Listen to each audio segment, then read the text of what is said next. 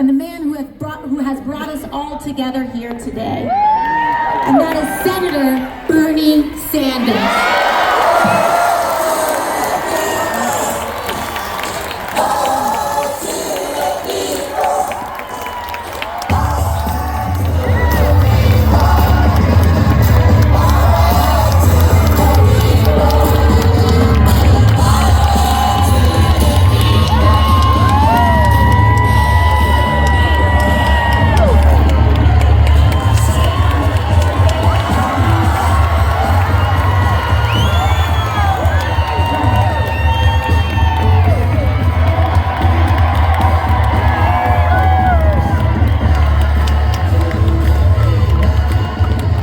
Thank you, Denver.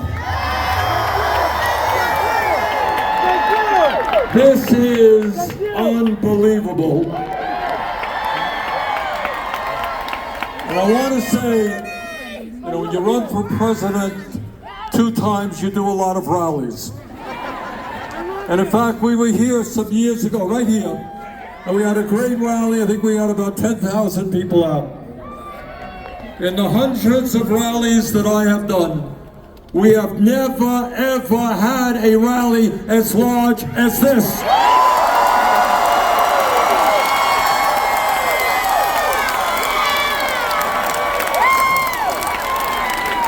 And Denver,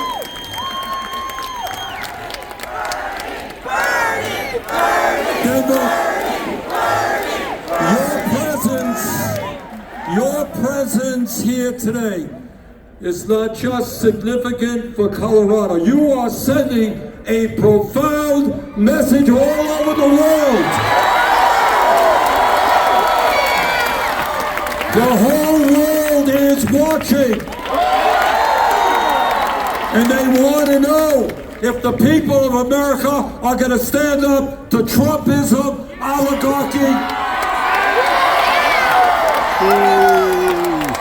and authoritarianism. Now I want to say this, the reason Alexandria is with me today is not just that she is doing a great job representing her district in the Congress. It's more than that. She has become an inspiration for millions of young people.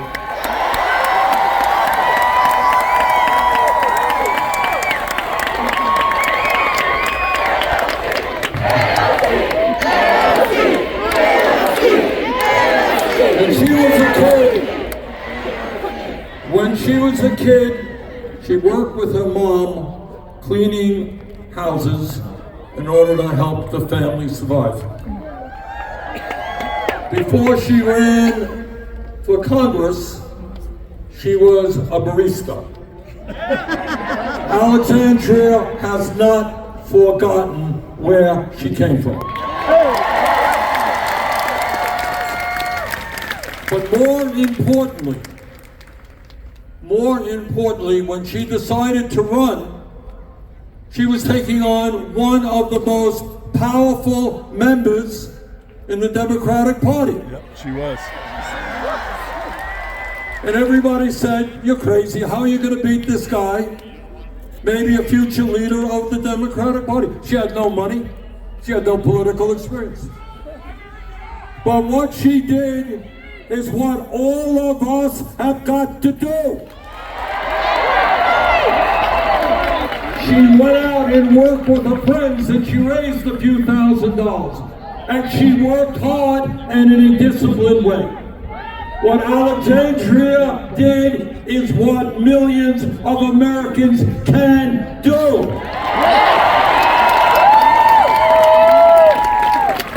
We can organize at the grassroots level. We can become strong trade unionists. We can run for school board or president of the United States.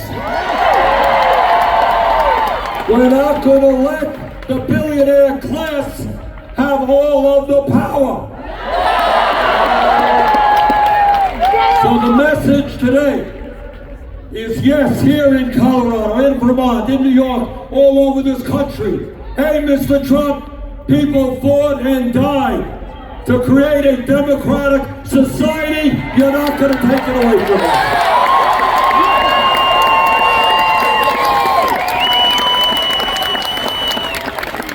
Hey, Mr. President, turn off Fox TV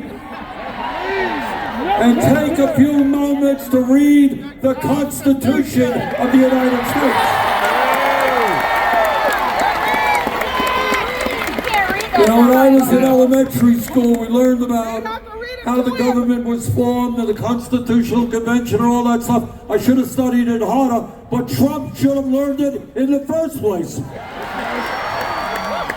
And what we got is a separation of powers. And you know why? Because the people who founded this country took on the most powerful person in the world at that time, the King of England. And they said we never want to have one person in this country who has all of the power like the King of England. So they created a government with an executive branch, a legislative branch, and a judicial branch. And what Trump is doing every single day in an unconstitutional way is trying to undermine the powers of Congress, undermine the First Amendment. You got a president who is suing ABC and CBS and Meta and the Des Moines Register.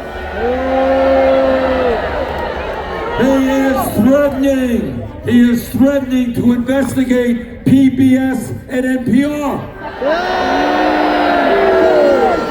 He loves media that fawns on him, that tells him how great he is. Well, I got news for you, Mr. President. What democracy is about is people discussing issues, debating issues, and disagreeing with you. And if you can't take the criticism, get the hell out of politics.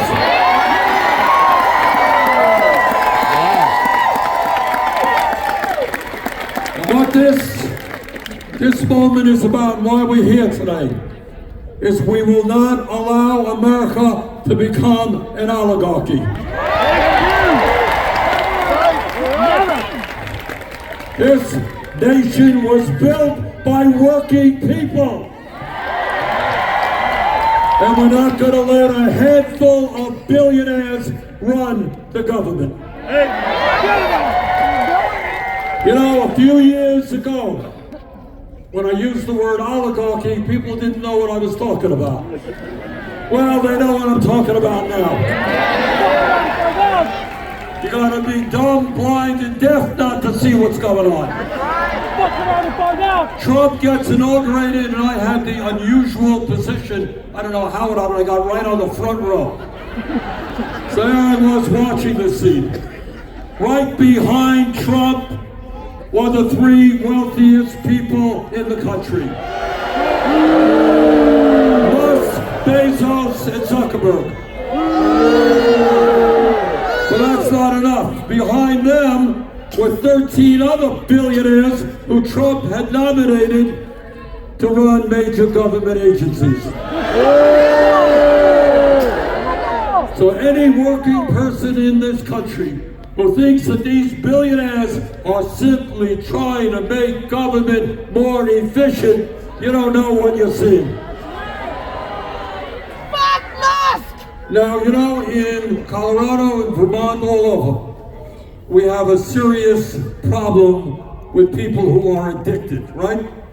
We got a serious drug problem, we got an alcohol problem, we got tobacco problems, we have people who are addicted to one thing or another. But I will tell you what I think the worst addiction in this country is, the most dangerous, and that is the greed of the oligarchs. You know, everybody wants to do well. We all want to make money, we all want to live comfortably. That's natural, that's right. But these guys already have billions, tens of billions, hundreds of billions. How much money do you need? And right now, what these oligarchs wants to do it is they're going after Social Security. They're going after Medicaid. They are trying to destroy the Veterans Administration. Veterans put their lives on the line to defend this country. And you don't fire 83,000 workers at the VA, which will mean worse quality health care for our veterans. And you know what is almost unimaginable? And this is what greed is about. It's like a heroin addict. You'll need it more and more and more. They want to cut nutrition programs for hungry kids. You tell me in what world, in what universe, in what religion is taking food away from hungry children and giving tax breaks to the rich vaguely moral? But it's not just horrendous domestic policies that Trump and his billionaire friends are pushing on us.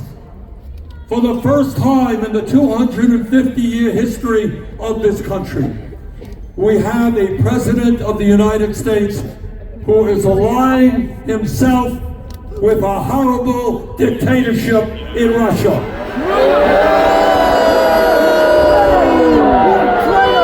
We have a president who lies all of the time, and one of his worst lies was that he says Ukraine started that war.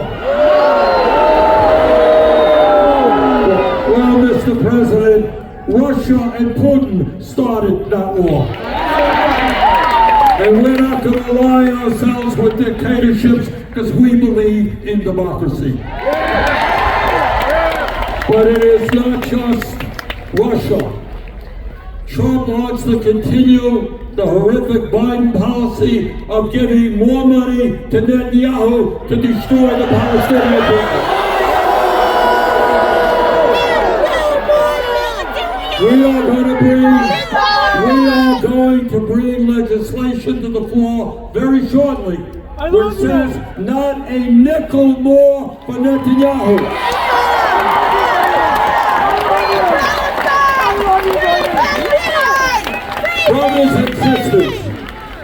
Brothers and sisters, there is today profound disgust at both political parties.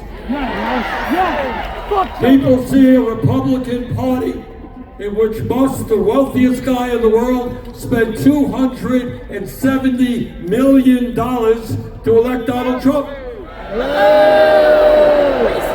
And his reward is to become the most powerful person in the government. Now, I don't care if you're a conservative, Republican, or anybody else. Nobody thinks that is what America is supposed to be about. But I would not be telling you the truth if I didn't tell you that within the Democratic Party, there are billionaires who have undue influence.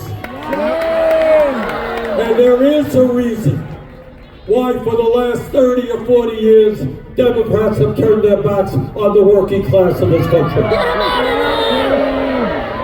So when we talk about where we are and where we've got to go, maybe most importantly, is we got to get rid of this damn Citizens United Supreme Court decision.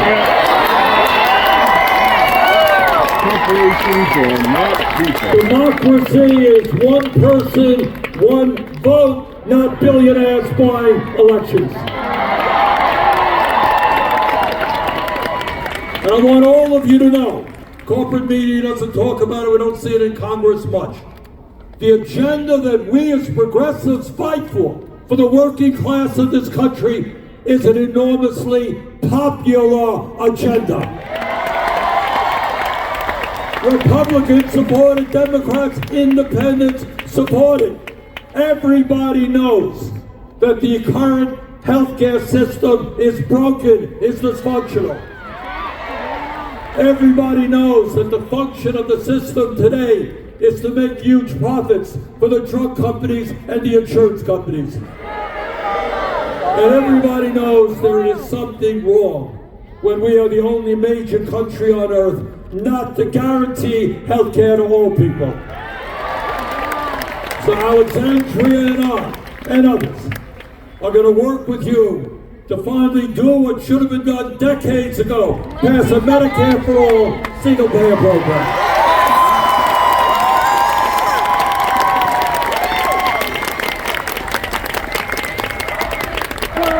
No, stop burning. Not burning. I've got bad news for you. It's you.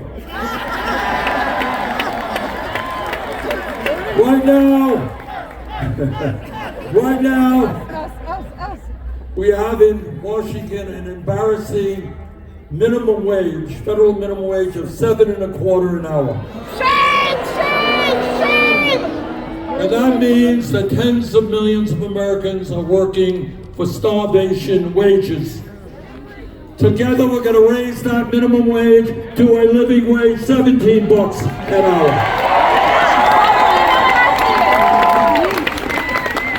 All over this country, workers want to join unions. We got any trade unionists here today? All right. And workers know that if you're in a union, you're going to get better wages, working conditions, and benefits. But corporations are trying to stop workers illegally, trying to stop workers from joining unions. That's why we're going to pass the PRO Act, make it easier for workers to join unions. And we're going to end the absurdity of Americans paying, in some cases, 10 times more for prescription drugs than people in other countries. And Donald Trump may think that climate change is a hoax. We know it is an existential threat to our planet. And that is why we're going to pick up where Alexandria left off. We're going to pass a green jobs program. We create millions of jobs, transforming our energy system away from fossil fuel. And in a competitive global economy, we need the best educated workforce in the world. It is totally insane that young people who want a good education go $50,000, $100,000 in debt. We are in desperate need of doctors and nurses and dentists and mental health counselors. If you come from a working class family, you want to go to medical school, you're going to come out of $500,000 in debt. That's insane. We're going to make public colleges and universities tuition free.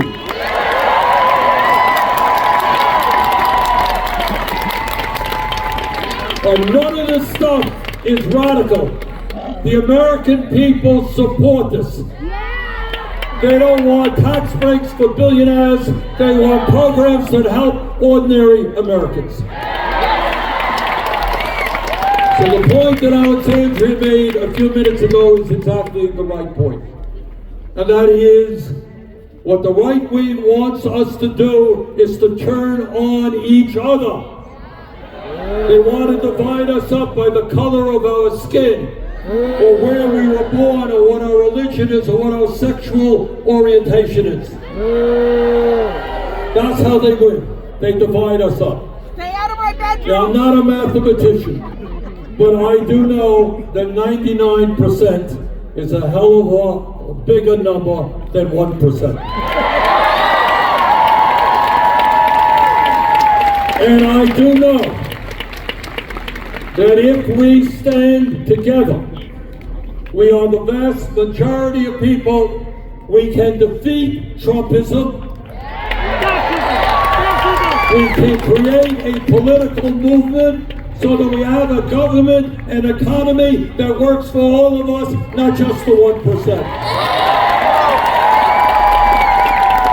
So brothers and sisters, this is a difficult moment in American history, but it's not the first difficult moment we have had. We've gone through some rough periods in the past as well.